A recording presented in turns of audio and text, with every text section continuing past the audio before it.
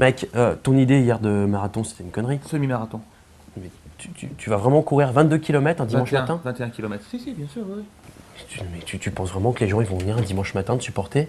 Oui, bien sûr. Ils pourront se mettre. Regarde, on part du bois de Vincennes et ils pourront se mettre là, par exemple. Mec, c'est impossible, personne ne va venir. Mais si.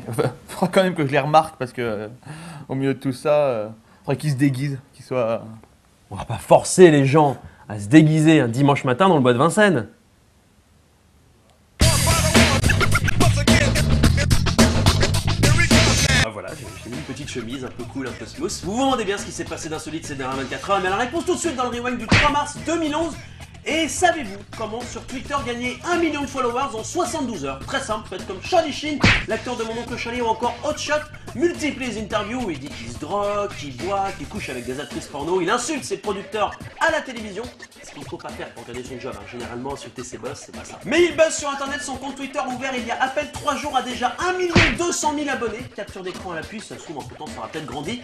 Moi je veux faire pareil pour buzzer, je vais faire une interview confession où je balance sur tout le monde. Alors Sam, le succès, les femmes, Melun, des millions de dollars par épisode du Rewind, tout ce succès là, ça vous monte pas un peu à la tête? C'est, je pense que les gens sont des gros connards tous. Ouais. D'ailleurs le producteur du Rewind, je lui mets un doigt dans... Ouais. Moi je suis un malade moi. Moi je me drogue, je couche avec des millions de femmes, je fais même l'amour à des chatons. Plein de petits chatons, ouais. Ouais. Et vous aimez pas vos cigarettes?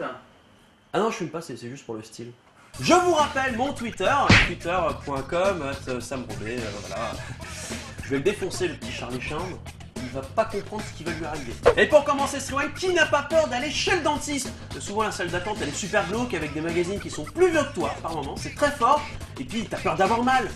Et aussi, de toute façon, rester 3 plombes comme ça, ça donne moyen envie. Eh bien un dentiste en Grande-Bretagne lui avait trouvé une solution, utiliser une pointe subtile d'humour. En effet, il se moquait de sa profession, de la couleur de peau de ses patients, de leur handicap.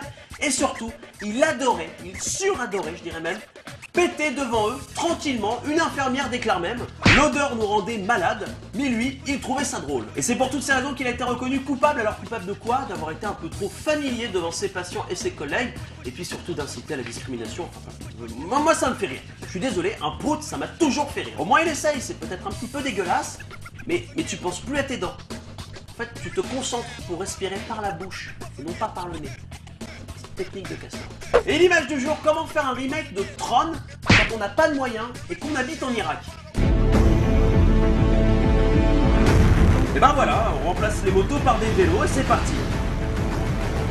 Bon, alors au niveau des effets spéciaux, c'est pas ça. Franchement, moi je préfère celui-là parce que la 3D ça m'a toujours fait mal aux yeux.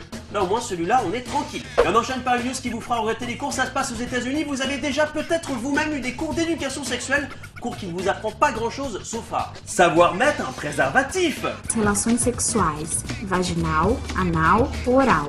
Alors bon, je suis désolé, j'avais qu'une vidéo espagnole pour illustrer la news. Eh bien, dans une université aux États-Unis, ils vont plus loin. C'est un cours en option qui a choqué quelques élèves. En effet, le but c'était de montrer une femme non étudiante en train de s'amuser avec un sextoy. Mais attention, c'est déjà bien, mais le pire c'est que ce sextoy, c'était pas genre un petit truc tout mignon comme ça. Oh que non, ça ressemblait plus à ceci. Alors, comment vous expliquer? C'est une sorte de perceuse à percussion, pour ceux qui connaissent, sur lequel on aurait greffé un sextoy. Ça va quand même super vite, moi je trouve. La grande classe, surtout quand tu sais que les Américains ont toujours de l'avance sur nous.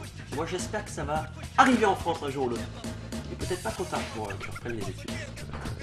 J'étais content de parler. Avant de se quitter, la belle histoire du jour, par moment dans sa vie, il faut aller voir un psy, se confier, parler, ça fait du bien, mais c'est pas toujours facile. Alors une psy aux États-Unis, elle a une technique imparable. Elle propose à ses patients un nouveau type de thérapie. En effet, plus le patient se confie à la psy, plus la psy se déshabille. C'est pour montrer qu'elle n'a rien à cacher, que quelqu'un peut se livrer à elle, vous voyez, qu'ils sont sur une espèce de point d'égalité.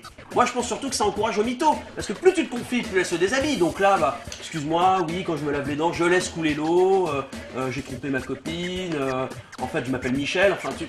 Et hop, elle va se mettre toute nue. Par contre, ça ne marche pas si c'est un psy mec. Je sais pas, j'ai comme un mal-être dans ma vie de tous les jours. J'ai l'impression que chaque jour que je passe... Attendez, excusez-moi.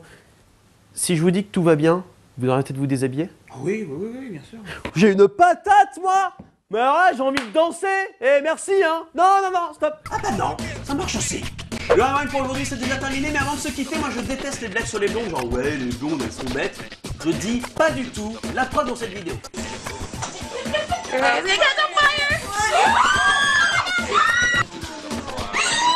Ah non, bah ça devait pas être celle-là alors. Mais attends, c'est bizarre, il me manque des cheveux ici. On ne se moque pas. Un petit peu. Attends. Mec, ton idée de semi-marathon. Pardon. Tu penses vraiment que les gens ils vont venir un dimanche matin venir te supporter? Tu as une absence peut-être, tu as oublié ton texte. Pas du tout. Pas du tout. Le succès, ça vous monte pas un peu à la tête? Tu sais, je pense que... J'ai eu une absence de malade. Tu sais, je pense... Voilà, ça m'est arrivé un jour. C'était en 95. Le producteur de Rewind, je l'emmerde. Ouais. Je lui mets un doigt dans le cul, ouais. Oh ouais. Et alors, je pense qu'elle est bonne la première. Hein. On va se cantonner à la première. La première, c'est génial. Je le valide.